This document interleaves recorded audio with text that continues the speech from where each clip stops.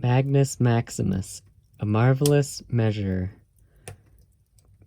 by Kathleen T. Pelley. Pictures by S.D. Schindler.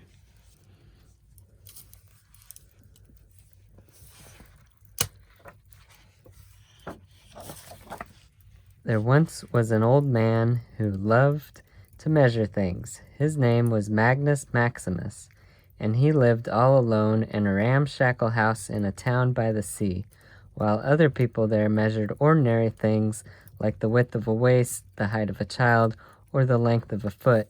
Magnus Maximus measured more extraordinary things. He filled his house with all kinds of clocks and scales. Should I start over? Thermometers and barometers and telescopes and periscopes. With his glasses perched at the end of his nose, he measured wetness and dryness, nearness and farness, and everything else in between. Magnus Maximus is a marvelous measurer, people said to one another.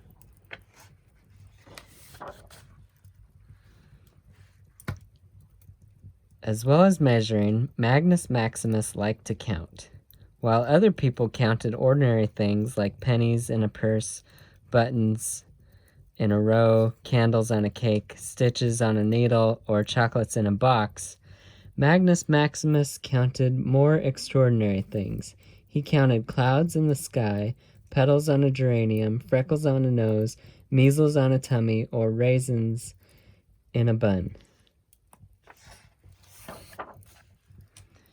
After Magnus had finished all his measuring and counting, he would write everything down on a piece of paper and paste it like a badge onto the tree trunk or the donkey's ear or whatever it was that he had measured. It is good to know what's what, who's who, and the long and the short of a thing, he said. Everyone agreed. Magnus Maximus is really a marvelous measurer, they said.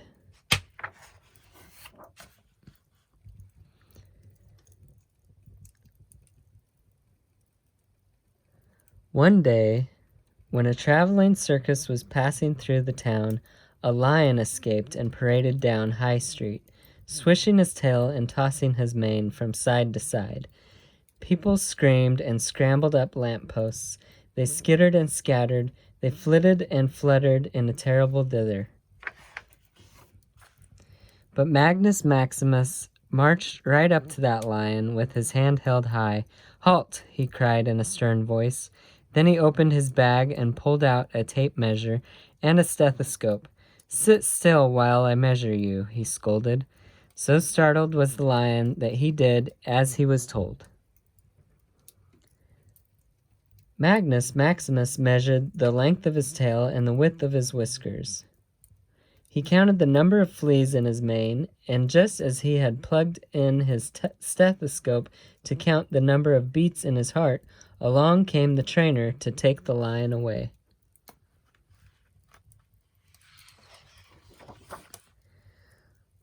Word of Magnus and the lion spread from town to town. People marveled at his measuring. They had a statue of him made and placed it outside the town hall. The mayor declared him to be the town's official measurer at a special ceremony with balloons, streamers, and a marching brass band. Even the queen came to snip the ribbon and give a speech.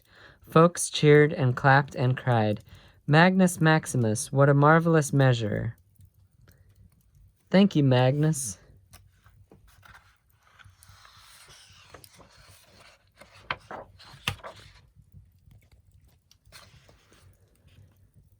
Now that he was the town's official measurer, Magnus Maximus had to measure all kinds of nesses, from the wobbliness of a jellyfish to the itchiness of an itch. Every Saturday morning in the town square, he held a contest to measure all kinds of ESTs, or ists, from the floppiest ears to the stinkiest socks. The problem with all this measuring was that Magnus Maximus forgot about everything else.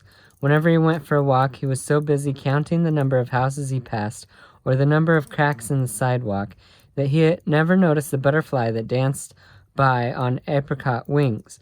or the blackbird that sang to him from the shade of an elm tree.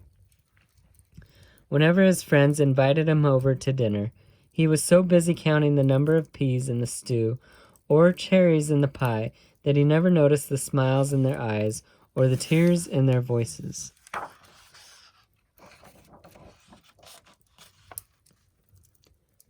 Each night at bedtime, Magnus Maximus spent so much time counting the number of bubbles in his bath, bristles on his toothbrush, or stripes on his pajamas that he fell asleep before he could say his prayers or count his blessings. One morning, as Magnus Maximus stood in his kitchen the number of holes in a fishing net, counting the number of holes in a fishing net, he took off his glasses to rub his eyes. As he laid the glasses on the table behind him, up jumped his cat, and knocked them to the floor. "Now where did my glasses go?" muttered Magnus Maximus as he took a step backward. Crick, crack, crickle. Magnus Maximus heard his glasses crunch beneath his foot. "Oh no," he wailed. "Now I will have to go into town and buy a new pair."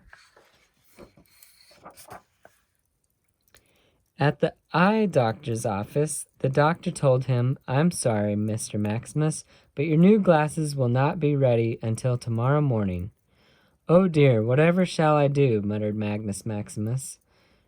"I won't be able to measure anything now. Perhaps I could go down to the sea and count the waves."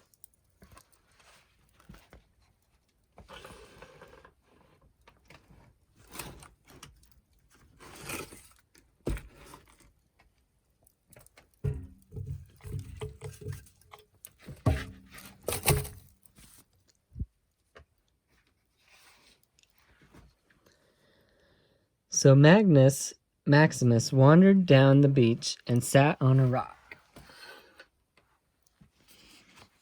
Just as he was beginning to count the rolling waves, he felt a tug at his sleeve. There stood a small boy with his hand outstretched.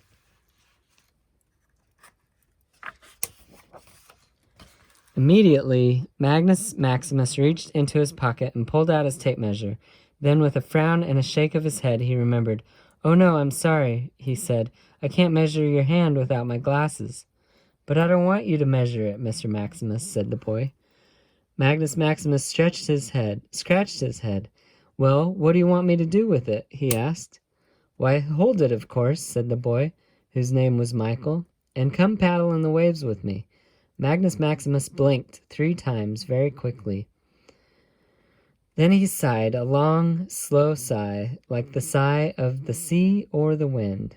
"Oh, I see," he said with a small smile, and he reached out and took Michael's hand in his. Together they walked down to the edge of the sea. They peeled off their shoes and socks and paddled in the water. Icy waves nibbled their toes as they shrieked and sang a silly song.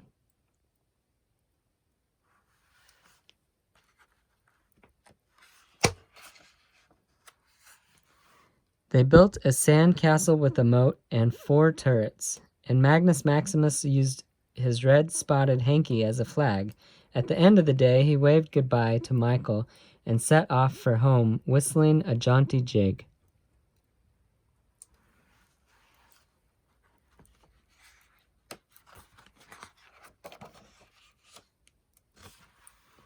That night, Magnus Maximus forgot all about counting bubbles or bristles or stripes.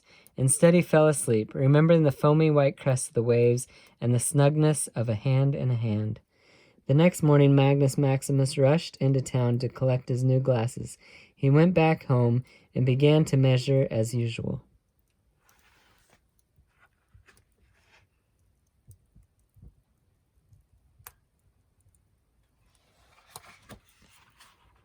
But that evening, as the clock in the hall chimed 6, he put away his clocks and scales, his thermometers and barometers, his telescopes and periscopes, and he tucked his glasses into his pocket.